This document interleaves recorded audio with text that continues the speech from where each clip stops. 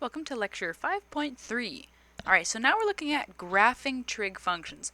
So we are already introduced to sine and cosine, and we're going to focus on just those two right now. So sine and cosine, we're going to focus on graphing those two trig functions. First off, we have the unit circle. And remember, we have the different points on the unit circle. And or at least it was defined, that the sine is the y values, right? All of the y values on our unit circle. We correspond each of those y values to a certain radian value. So for example, for pi over 6, the matching y value is a half, and those would be the sine values. The next thing we did, or the next thing in the definition, was we went ahead and corresponded all the x values with the function called cosine. Now what we're going to do is we're going to graph this. We're going to graph this relationship.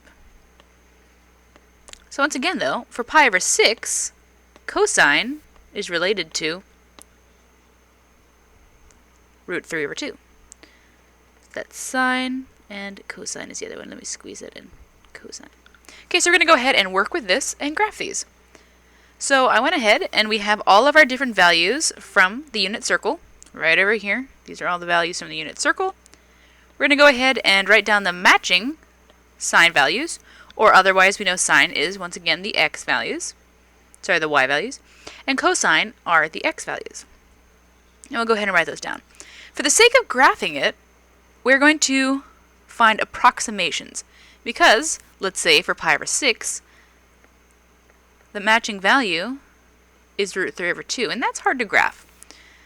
What are the other weird values that are hard to graph? Well, another one that's hard to graph is root 2 over 2. Other than that, we know how to graph a half. A half is just equal to 0.5. And then 0 and 1, we can graph those numbers easily. So for approximating purposes, and once again, if you ever approximate, please use the approximation symbol. So root 3 over 2 approximates to about 0.9. And then root 2 over 2 approximates to about 0.7. So we're going to use this for graphing. One thing to note, when you graph, you can approximate, but when you give an answer, unless otherwise stated, you should give the actual value. So if you were answering for a problem, you would answer with the root 2 over 2, unless you're told to approximate or round off, and then you could possibly round off to, let's say, the 0.7. So, let's see. For sine of t, at 0, sine is 0. At pi over 6, sine is a half. And at pi over 4, sine is root 2 over 2, which for graphing, once again, we are going to be using 0.7. Let me go ahead and write down all these values. Feel free to pause the video, write them down yourself, and check in with me in a second. Alright, so I went ahead and filled in those values. So now, let's graph sine function. So what's thinking the sine function is pairing the pi value on the unit circle, or the radian, or the distance. So it's pairing this value here with the y value on the coordinate. That is what sine is doing. So now we're going to go ahead and graph that. And before we do that, let me go ahead and mark this up with some of the values we would need for our graph. So we start at 0. And we end at 2 pi. And then in between 2 pi and 0, we have pi. And then after that, what do we have? Well, we have pi over 2 here. And then in between those two, let's see, pi over 2 pi, 3 pi over 2. I'll go ahead and leave it with these for now, okay? Those are the main values I would mark down. The next thing to think is, how are the y values? What's the highest y values I get? Or sorry, the highest sine values. The highest I get to is a positive 1 and a negative 1. So positive 1, negative 1. Let me go ahead and mark that. Positive 1, negative 1. Now let's go ahead and graph sine. Once again, we're just looking at the y values relating to the pi values, or the t values in our case. So at 0, 0, right there, let me go ahead and label that 0, 0. Next we go up to pi over 6, half. Well, I don't have pi over 6 down, so let me go ahead and label that. Pi over 6 is, it's going to be pretty rough, about here. And then in between that, we have pi over 4 and pi over 3. A little squishy. Okay, so we have pi over 6, half. Okay, so that goes up to about here. It's halfway. Let me go ahead and label that on my graph too. 0.5, negative 0.5. So that would be pi over 6, half. And then we have pi over 4, should be root 2 over 2. But remember, root 2 over 2, we said we can approximate to about 0.7. So close to 1, but not quite at 1. Goes up to about here. Oops, wrong color. And then we have pi over 3, which is at 0.9. Still not quite at 1 yet. And then we have pi over 2, which hits 1. Pi over 2 and 1. That 1 is a little off. Let me bring that down. That's a little off there. Waiting for my pen to catch up. Alright, so we have our values there. So this is the first part of the curve. It goes up, it hits the 1, and then look what starts happening. All of a sudden, in our pattern, we go back to root 3 over 2. And then we go back down to root 2 over 2, and then down to a half, and then down to 0. So what happens is we start following the path exactly back down. So let me go ahead and write in these values here. So after a half, we have 2 pi over 3, 3 pi over 4. Once again, this is just a sketch. 5 pi over 6, and then pi. And then 7 pi over 6. Now, pretty much you would never have to write all of these values out like this for a problem. Most of the time, I just require that you write down the main ones, which I'll go ahead and highlight in a second. You could write them down if you wanted to. If you needed help with the graphing, that's what I would usually do when I was a student, or even now I'll still do that. So the main ones I would like to see on a graph are, not pi over 6, 0, half, sorry, pi over 2, pi, 3 pi over 2, and the 2 pi. These are the main ones. Alright. So now let's keep graphing this. So as we go ahead, plots down, it heads back down. So 3 pi over 4 is root 2 over 2. Then 5 pi over 6 is a half, and then we go down to pi. So it should be, and I did that kind of bad, it should be creating an arc. Sadly, this is sort of a hand-drawn graph, so it's not coming out perfectly. But if we had a nice, even graphing, we could see that it does this little arc. Then what happens is it starts to dip down. At 7 pi over 6, we go into the negatives. So we have a negative half there. Then we have negative root 2 over 2, which is about 7 we said. 0.7, and then 0.9, and then 1. And then it'll head back up in that little pattern that it has, and then it'll hit the axis. So that would be what we would call just one period of pi. So one thing you'll notice, though, is remember, we're talking about a circle. This thing is a circle. You could just keep going around and around and around and around on a circle forever, right? Which technically means sine and cosine do keep heading up or off in the other direction. Just sort of that wavy, sort of a wave, right? Just goes up and down like a wave. So usually we just talk about a certain period in the wave we're looking at. And most of the time, we keep between 0 and 2 pi. Alright, so that's what sine looks like. And the main important points to notice for sine that I find easiest for graphing, especially when we start looking at transformations, would be these ones right here. We have pi over 2, 1, 0, 0, 3 pi over 2, negative 1, and 2 pi 0. Alright, so that was sine. Now, remember the other one we look at is cosine. I'm going to go ahead and graph those in red. And those are our x values. So let's see. At 0, sine is 1. At pi over 6, sine is root 3 over 2. And then let's keep going. So then they're both root 2, then half, 0. Let's see, at 2 pi over 3, sine is a negative half. Oh, interesting, it's in the negatives, okay. Let me go ahead and write these down. I'll go ahead and pause the video, check back in with me in a second. Alright, so I plotted down my values. So let's go ahead and graph cosine. So I'm going to go a little faster this time because we already did this. So cosine is going to be at 0, 1. Let's restart there. And then it goes from pi over 6, it goes to root 3 over 2. So that's going to be, that's 0.9. And then they meet up right here. They're both root 2 over root 2. Then it goes down to at pi over 3, or half. And then at pi over 2, it goes to 0. So 0, oops, pi over 2, 0. Okay, so there's that curve there we have for cosine. And then it starts dipping down into the negative. So it goes to negative half. And then we go to the 0.7, which remember is the root 2 over 2.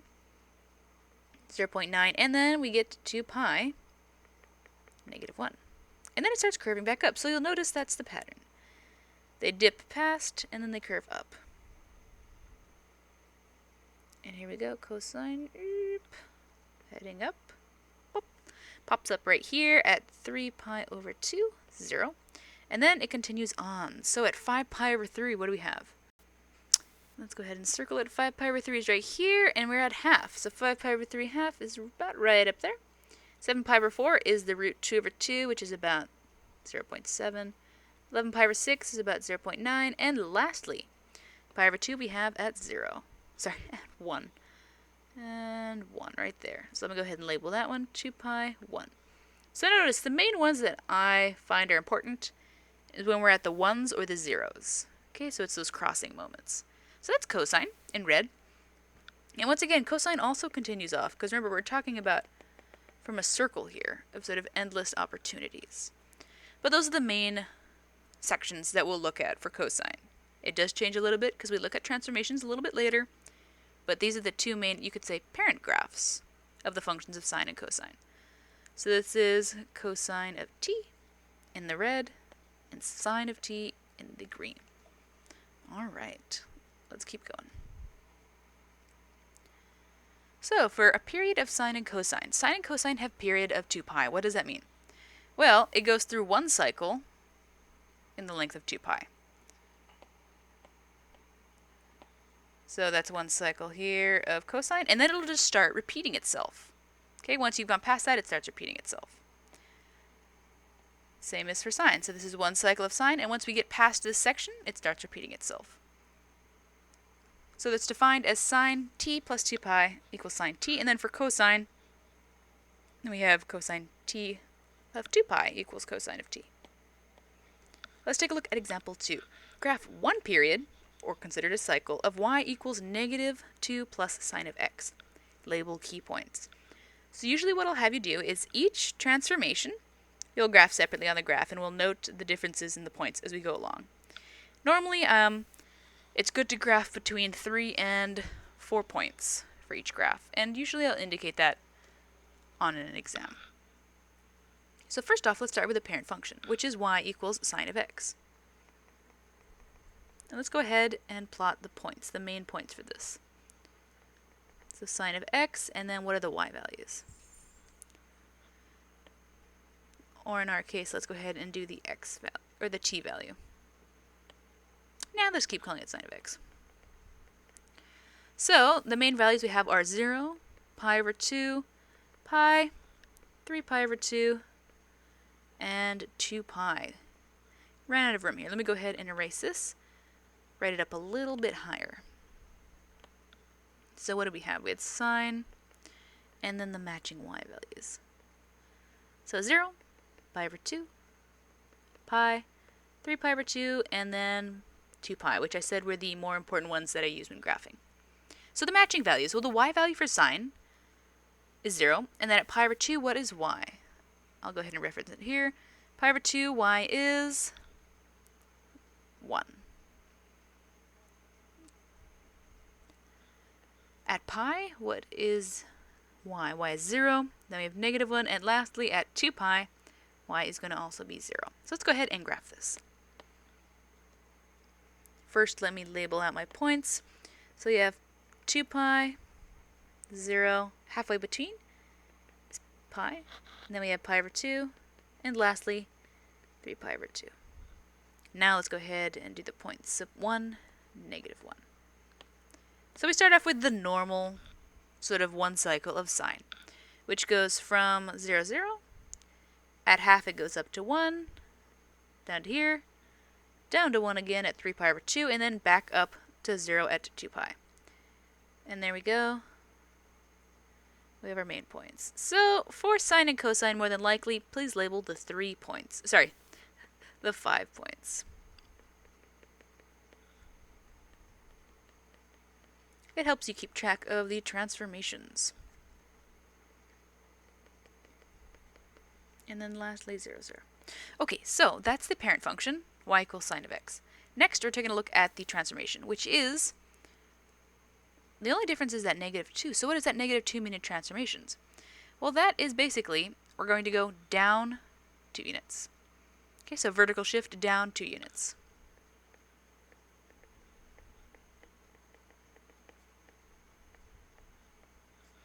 So all we do is we're going to go ahead and take our points for the vertical shift and take away 2 from the y values. So sine of x and then y. This is the negative 2 plus sine of x. So we have 0 and then the y gets minus 2. Pi over 2, and then we'll subtract 2 from the 1, so we get negative 1.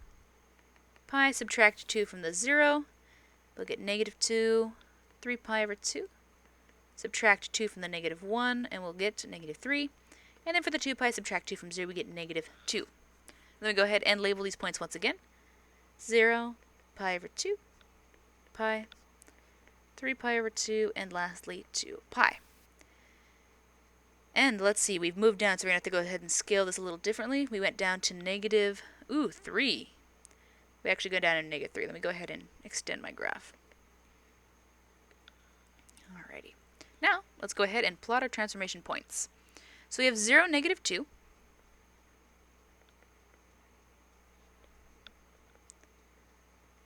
Then we have pi over 2, negative 1.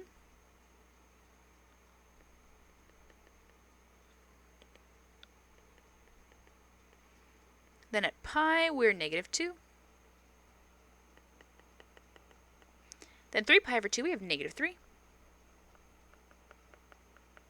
And lastly, at 2 pi, we have negative 2. Okay, so once again, this is what I would expect to see for transformations on an exam, the amount of work. So labeling these main key points for sine, and there we go. We've graphed a transformation. It went down, vertical shift down of 2. So label the directions, and then label the points. Alright, now we're going to take a look at graphing one period of y equals negative sine x. I'm going to label the key points. So pretty much we always start with the parent function, which we already did do before, but for good practice, let's go ahead and graph it again. So for sine, what are the main values we look at? 0, pi over 2, pi, 3 pi over 2, and 2 pi. And the starting values for sine are 0, 1, what else did we have? Oops. 0, 1, 0, negative 1, 0. Let's go ahead and graph that. And plotting our points. So 0, pi, 2 pi, 3 pi over 2, and pi over 2. So I go ahead and graph the parent function. Check back in with me in a second. Alright, so I went ahead and graphed the parent function of y equals sine x, and now let's go ahead and figure out what the transformation is. Well, attached we have that negative, which means a reflection. And then the question is, where is it a reflection about? Well, that is going to be a reflection about the x-axis. So let me go ahead and write that down. Reflection about the x-axis.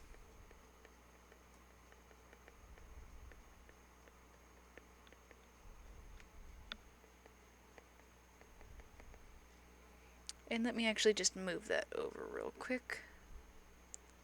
So that's going to be a reflection about the x-axis. I'll leave that there so I have space to write my points. Okay, so what are our points going to look like? Well, we're going to multiply the y values by -1. So sine of x, those ones don't change. The y's will multiply by -1. Well, 0, that doesn't change. Ooh, but the 1 changes. That'll be a -1. Once again, the 0 doesn't change. Let's see. Ah, the -1 times 1 will be 1. And then 2 pi. And the 0, that doesn't change. So let me go ahead and write this down again. Multiply the y's by -1. That's just the hint of what we're doing. Okay. So when we do that, first let me go ahead and write in our values here. I'll pause the video and finish doing that. Now, let's go ahead and plot the points. So we have 0, 0, that stayed the same, didn't change with the reflection. Then we have pi over 2, ooh, -1, that did change, we have reflected. Then at pi, we're still 0. 3 pi over 2, ooh, we're at +1 now. And lastly, 2 pi 0, once again, that didn't change, because we just reflected about the x-axis. So all it did is it just sort of flipped our sign, and there we go. We have a reflection about the x-axis. Let's take a look at a few other ones. So now we're going to be using cosine. So we're going to graph one period of y equals 2 cosine of x, and we'll label any of the key points. Alright, so here we go, the parent function, y equals, actually, let me go ahead now, I'll keep using blue. Y equals cosine x is the parent function. We'll go ahead and start with the main values. So if we have, at 0, we know cosine is going to be +1. At pi over 2, cosine is 0. At pi, cosine is -1. 3 pi over 2, we get 0. Okay, so here's our values. Once again, you can reference the unit circle if you need to take a look at that again. Let me go ahead and label our graph and get back to you in a sec. Okay, so I went ahead and labeled my graph. Now let's plot these points. So we have 0, 1, pi over 2, 0, pi -1, and then we head back on up. 3 pi over 2, 0. Ooh, and I forgot one other value. Shucks, that's supposed to be, let me go ahead and erase this and fit it in. Forgot the 2 pi.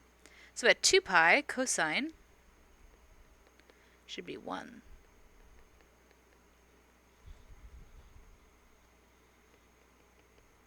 There we go. Okay, so we have our 5 values. It graphs through, so it curves. So please note, it doesn't go straight down. It curves, so please note that on your graph. So even though you can't make it look exactly like the item, you should still be showing the curvature if it's curved. And there we go. Alright, awesome. So that's the parent function. Now let's go ahead and graph the transformation. So what is the transformation? Well, the main thing here is we have the 2 being multiplied outside of the cosine of x. So what this is it means that we have an amplitude of 2. So what will we do? Well, we're going to multiply the y values by 2. So let's go ahead and do that. So multiplying all the y values by 2, well, first off, let me go ahead and write down the usual pi values that we have here. And then we'll multiply the values by 2. So 1 times 2 is 2. 0 times 2 is just 0. -1 times 2, -2. 0, 0, 1, and 2. There we go. Alright, so let's go ahead and graph this. I'll plot my points in the middle here. So we have pi over 2, and then 3 pi over 2. Now graphing. 0, 2. Okay, so 0, 2, 0, pi over 2. Then we go down to pi -2. Then 3 at pi over 2, 0. And lastly, pi over 2, 2. Sorry, not pi over 2, 2 pi 2. So many pi's, it's hard to say them all. Alrighty, so there we go. Still want to make sure we can show that there's curvature going on. So here we go. And stretched upwards. So now it has become more of a stretched version, but it's still in the period of 0 to 2 pi. Notice that we're still within 0 to 2 pi. So our period hasn't changed at all. Let's go ahead and take a look at the next example. Example 5. Alright, so we have graphing the period, one period of y equals cosine of 2x. Oh, interesting. So the 2 this time is inside with the x instead of outside like we had earlier. So when it was outside, that was an amplitude change, so we multiplied the y values. Now we have the 2 on the inside, so how does that change? Well, first off, we're going to get really good at graphing the parent functions. So go ahead, pause the video, try graph the parent function, and check back in with me in a second. So once again, the parent function is y equals cosine of x. Alright, so I went ahead and I graphed the original parent function of y equals cosine of x. It has the period of 0 to 2 pi, and it's between 1 and negative 1. Now we have a 2 inside there with the x. So what does that mean? Well, this is going to be a period change. Okay? So we'll go ahead and introduce it in a second, but this is a period change. So at the moment, our period for cosine is 2 pi. And we'll take the value that's being multiplied to the x, which in this case is a 2, and we're going to divide our normal period of 2 pi by 2. And our answer is pi. So this is our new period. Really odd, but it's actually pretty easy if you follow sort of the method, I guess, that I'm going to show to you here. At least hopefully it makes it simpler. So now, what do we have? Well, I always just start with the farthest away point we have. So usually we start with 2 pi, but in this case we're going to start with pi. And then I'm going to half that. So I'll have pi over 2. And as usual, remember we always have the other 2 half points. So half of pi over 2 will be pi over 4. And then half of in between here, that's going to be 3 pi over 4. Okay, so once again, notice I have created a period of pi, but I still labeled the 5 main points. 1, 2, 3, 4, 5, just like we normally have 5 main points. So the only thing here that happened is we just squished the values. So what happened is our period affected our cosine sides. So it affected these values here. Okay, we basically ended up multiplying everything by half, which is sort of what we did here. So multiply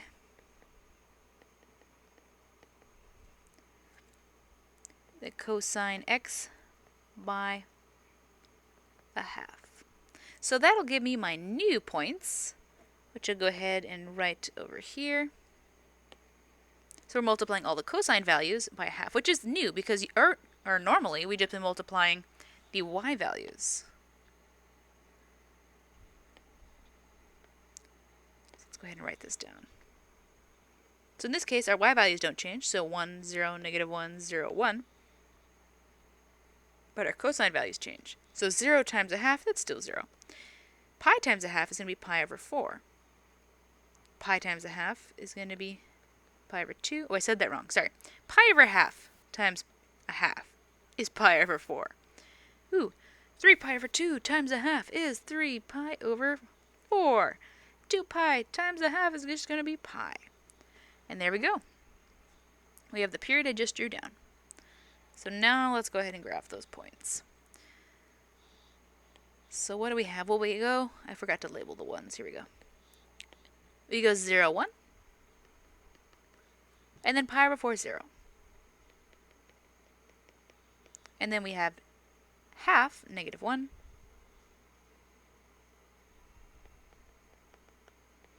Three pi over 4, 0. And then pi over 1. Sorry, just pi 1. You might say, do I really need to label all these points all the time? And the answer is going to be yes. This is definitely something I'll be looking for in your work. So pretty much, however I write down the work on the lecture notes, that is how or that is the way I will be looking for your work to be shown on exams. But if you ever have a question on how to show your work, please send me an email. Just go ahead and ask. It doesn't hurt to ask if you ever have any questions. So now look at example 6. We're going to graph one period of y equals cosine of cosine of x plus pi over 4, and label key points. Once again, we're going to start with the graph of the parent function, which is cosine.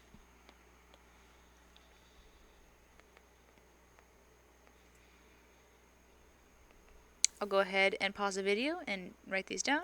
Check back in with me in a second. Alright, so I graphed the parent function of cosine of x. Let's go ahead and graph the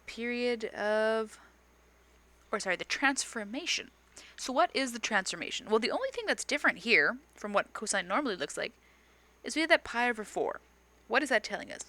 Well, that is inside with their x value, which means we're going to be having a horizontal phase shift. Okay, so once again, these are drawing on the fact that you've worked with transformations in Math135. So if you haven't worked with transformations or it's been a while, just send me an email and I'll try to give you some resources for that as well. But once again, we're assuming that you have worked with transformations already coming into this course. Okay, so this is going to be a phase shift. So we're going to shift which direction? Well, we're going to be shifting, since it's a positive, once again, x's are weird, so it's going to be shifting left, pi over 4. Or you could say a phase shift left. Let me go ahead and write that down, phase shift. Alright, so we have a phase shift left, and let me actually move this down so I can write the points on the side. When we're phase shifting left, is that affecting our cosine value or the y value? Well, that's actually going to be affecting the cosine value because it's inside the parentheses. So if it's ever inside with the x, that's going to be affecting these values here. If it's outside of our cosine or the sine, it'll affect the y values. Okay? So since it's inside, it's affecting those cosine values. So what are we going to do? We're going to be subtracting pi over 4 from those values.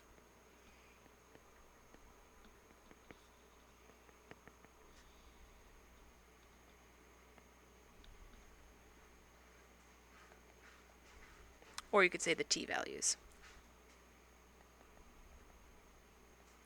Okay, so subtracting that, well, we'll get negative pi over 4, and then pi over 2 minus pi over 4. Ooh, let me go ahead and zoom in on this so we can write this down. So we're doing pi over 2, and we're subtracting from it pi over 4. So to create the same denominators, we'll multiply top and bottom by 2, and we'll get 2 pi over 4 minus pi over 4, which gives me 1 pi over 4.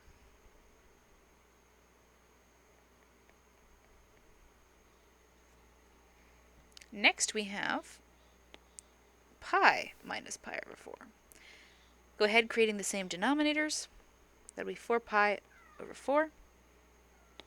Subtracting that, we get 3 pi over 4. And then we have pi over 2. So we have pi over 2 minus the pi over 4. Once again, creating the same denominators. So that's 3 pi over 2. Multiply the top and bottom by 4, so that's going to be, by 2.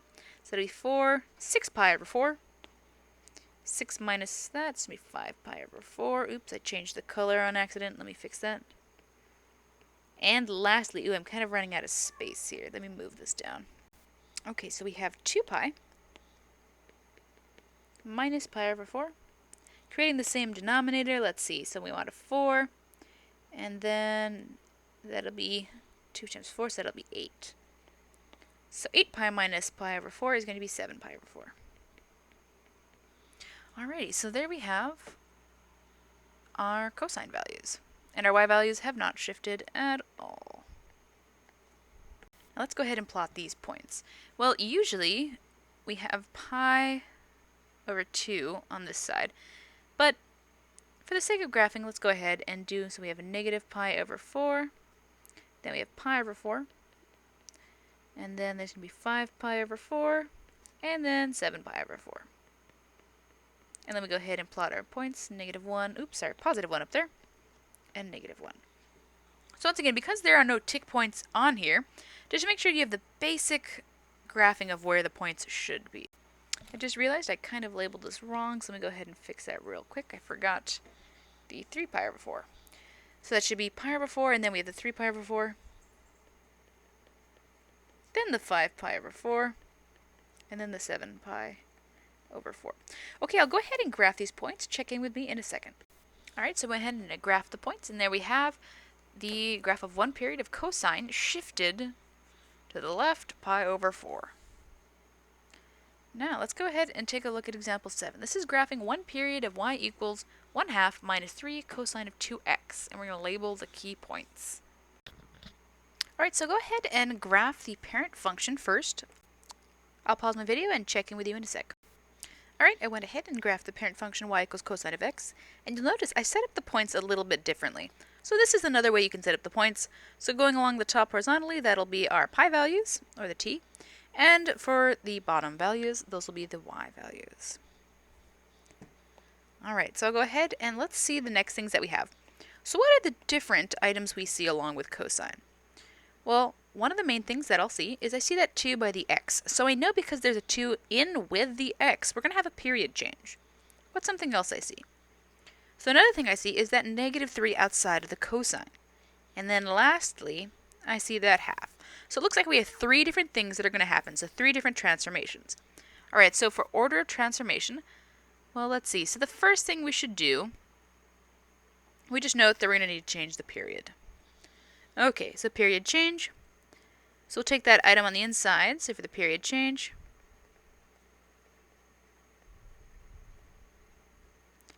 we'll have 2 pi, which is the normal period, and we'll divide that by the 2, which means we have a new period, of pi. Alright, so let's go ahead and change that. So we have a new period of pi, which means that all of our original cosine values, the ones over here, I'll highlight them in green, all of these we're going to have to divide by a half, which is what we did before. So setting all those up, so we'll get 0, dividing by half, so we have pi over 4, pi over 2, 3 pi over 4, and lastly pi. So those are the new values there, and our y values do not change, because once again, the period change only affects our pi values. So I'm going to go ahead and graph that. I'll pause the video and check in with me in a sec. Alrighty, so I went ahead and I graphed the points for my new period, so we have a shorter period of pi. So that was the first transformation. Now let's go on to the next transformation. So the next one is the amplitude of 3. Oh, I forgot to mention this. We actually have 4 transformations. That negative is the other transformation. Sorry about that. So the 3 is just going to be one of the transformations. Once again, if you need any refreshers on transformations, please let me know. Alright, so squeezing all these values in here, what is the next transformation that we have? The next one is going to be an amplitude of 3. Oh, I already said that. Okay, so amplitude of 3. Getting a little squishy here. So what are our new values? Well, we still have the same pi values we were using before, because remember, we're always just slowly building upon them. And then 3 pi over 2, and pi. So an amplitude of 3. That means what we're going to do is we're going to multiply the y values by 3. So multiplying the y values by 3, we'll end up with 3, 0, negative 3, 0, and 3. Okay, I'll go ahead and plot this out. I don't need to do it full on to scale. I'm just going to go ahead and label this as negative 3 and 3. Then we have our pi over 2, pi over 4, and lastly 3 pi over 4. I'll go ahead and plot these points. Alright, so I went ahead and plotted the points, drew in my graph for the amplitude of 3. So now the next thing we have is, let's see, a reflection about the x-axis. So reflecting about the x-axis, what we're going to do is multiply the y values by negative 1. What I just realized, I do not have enough room here for all of my graphs, so I'm going to have to actually squish the reflection onto the other one right here. Sorry about that. So squishing the reflection. Ooh, running out of space. Reflect about the y-axis. Reflect about, the x-axis. So we're going to go ahead and multiply our y values by -1.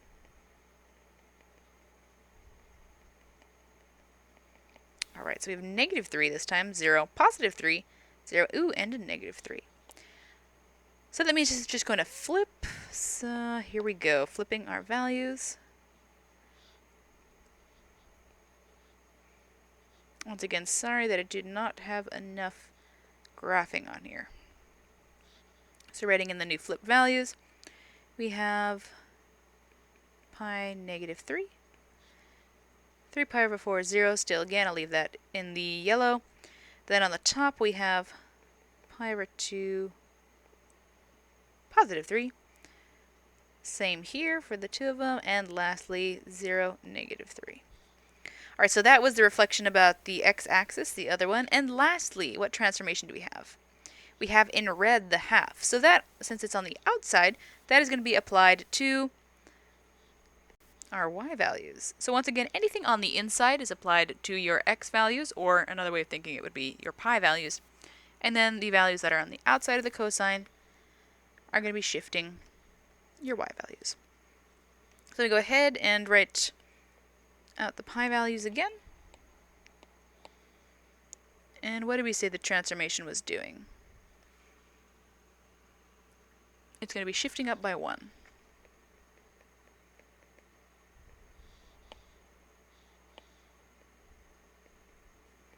By 1/2. There we have the half right there, shifting up 1. Okay, so that doesn't change our pi values. That's just going to change our y values, as I said earlier. Alright, let's see. So shifting up by 1/2, that means we're going to be adding a half to all these values. So that'll be -3 plus 1/2. That'll be -2.5. Then we have 0 plus 1/2, so that'll just be 0.5. And pi over 2 plus 1/2. Once again, I'm adding these values to the ones here because we're always building off of the graph previously. So let's see, 3 plus 1/2, so it's going to be 3.5.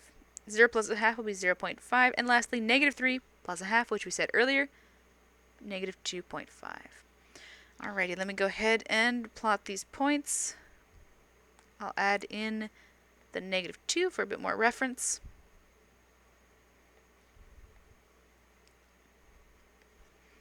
And then here we go, we have the pi over 2, pi over 4, and 3 pi over 4.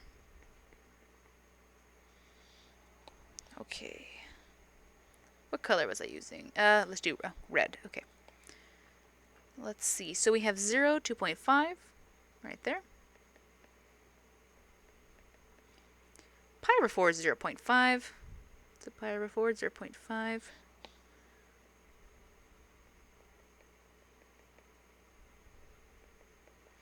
Then pi over 2, 3.5. So up about there.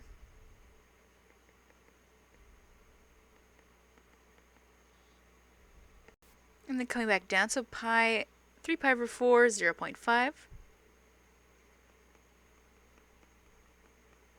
And lastly, pi -2.5. And here we have the finished version of our graph. So once again, you may not be given a graph with the perfect tick marks placed in. You might need to write them out as we've been doing before, which is why it's important to always label your points, because often that is what I will be grading. Definitely a lot of work. Alright. So note, when graphing trig functions such as y equals, and that's a typo right there, that should be sine of -x, or y equals cosine of -x, use the properties of even and odd functions to write y equals sine of x. Hopefully I fix this before you guys get this.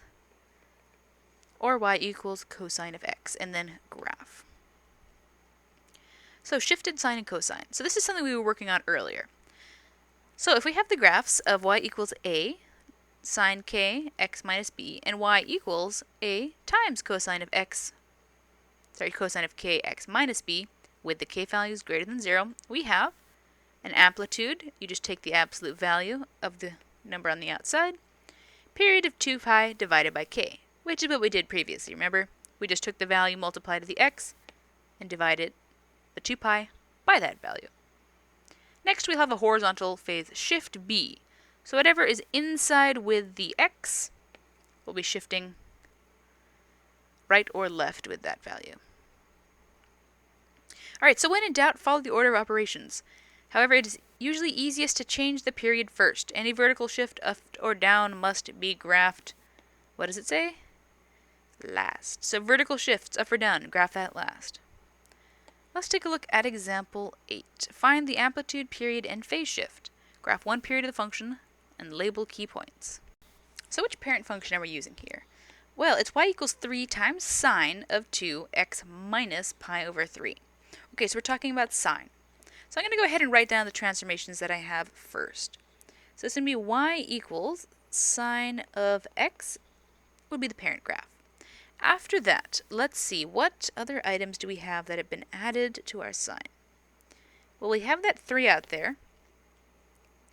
Then we have the 2. And lastly, we have that negative pi over 3. So what are all of these values? Well, matching these up with what we had earlier, a, so that's going to be our amplitude. Then we have that k on the outside, so that's going to change our period. Oh, interesting. And then we have the b value, so that's going to be our horizontal phase shift. Okay. All right, so we've found the 3 different things. So we have our amplitude, our period, and our horizontal phase shift. So after graphing the parent function, we're going to go ahead and graph the period, or the new period. So what is our period going to be? Well, it's always going to be 2 pi for sine and cosine, and then we'll divide by the value on the inside with sine, which was 2, which gives me the new period of pi. Alright, so go ahead and graph the parent function and check in with me in a second. Alright, so I went ahead and I graphed the parent function of sine. So now let's apply the period change. So the period change, once again, that's inside with the x value. So this means it's going to affect the sine values, or the pi values. So we're dividing them all by half, so it's going to be 0, pi over 4, pi over 2. 3 pi over 2 divided by 4 is going to be 3 pi over 4. And then lastly, 2 pi divided by 2 is going to give it pi. So there's 2 ways you can think of it. You can either think of it as being divided by the 2 or being multiplied by a half. There are 2 different ways to think of it. And then the y values have not changed. Okay, go ahead and graph those. Check back in with me in a second. Alright, so there we have the first part, so changing the period of our graph. Then let's go ahead and take a look at the next thing we're going to work on, which is going to be the phase shift. Oh, sorry, the amplitude. Amplitude of 3.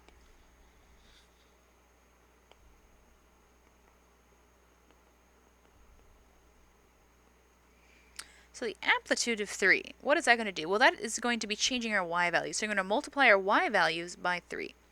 So let me go ahead and write that down. So we have our sine of x, then our y values. Let me go ahead and copy them down. 0, pi over 4, pi over 2. Once again, not changing the pi values, but we're changing the y values. So 0 times 3 is just going to be 0. 1 times 3 is going to be 3. 0, 0, negative 1 times 3, negative 3. And lastly, 0. Whew, definitely an intense video. Lots of little numbers flying everywhere. Well, that's kind of math, isn't it? Okay, let me go ahead and change this. So notice our values are going from negative 3 to 3. So I'm going to go ahead and make sure to label my tick points as such. And then, oh, that should have been pi over 2. My error. And my pen is a little slow too on top of all of that. Alright. Pi over 2, 3 pi over 4, and lastly pi over 4. Alright, let's graph these values. I think I was using green. Okay, green for the amplitude. So here we go. We have 0, 0. Then pi over 4, 3. Then pi over 2, 0. Then 3 pi over 4, negative 3. And lastly, pi 0. Let's go ahead and graph these points in.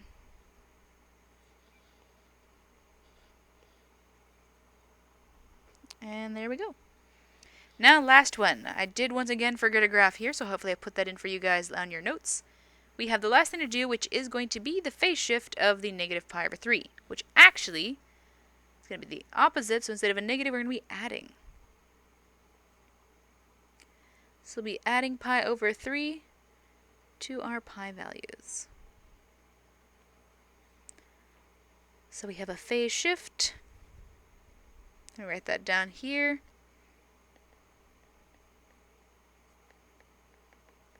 Of pi over 3. And it's a subtraction, so we're going to go ahead and add pi over 3 to all our values. So we have our cosine. Sorry, we have our sine of x. And then our y values. So the y values, once again, do not change for this part. We're just adding the pi over 3 to our pi values, which, real quick, are these ones right here highlighted in yellow. So 0 plus pi over 3, that's easy, that's pi over 3. Then we have pi over 4 plus pi over 3. Ooh, let's do that on the side. Got to create the same denominators. So that's going to be 3 pi over 12 plus 4 pi over 12, which would be 7 pi over 12. I'll go ahead and add these all out. You can check back in with me in a second. Alright, so I found the values after adding a third to them. So I'm just going to go ahead and tick these values down. So we have pi over 3, 0. So this is going to be pi over 3. Then we know we're going to have 7 pi over 12. Then 5 pi over 6. Then 13 pi over 12. And lastly, 4 pi over 3. And these values go between negative 3 and positive 3. So let's go ahead and graph these. Which color was I using? I was using blue. Alright, the finishing graph in blue. Here we go. We're almost there, guys. Okay, so 0 pi over 3. And then we have 7 pi over 3, 12. Oops, up there. So that's going to be 7 pi over 12, 3. This was pi over 3, 0. Then we have 5 pi over 6, 0. And then 13 pi over 12, negative 3. And lastly, 4 pi over 3, 0.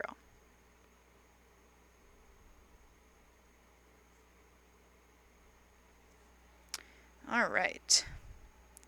Okay, so that is it for the examples here. Example 9 we're not going to be doing in this class.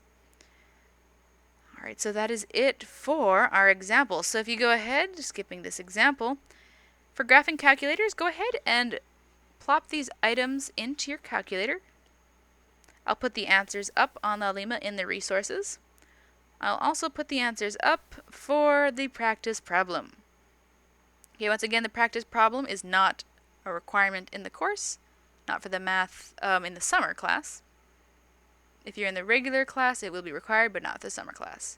Other than that, that is it for 5.3. Please send me an email if you need any help.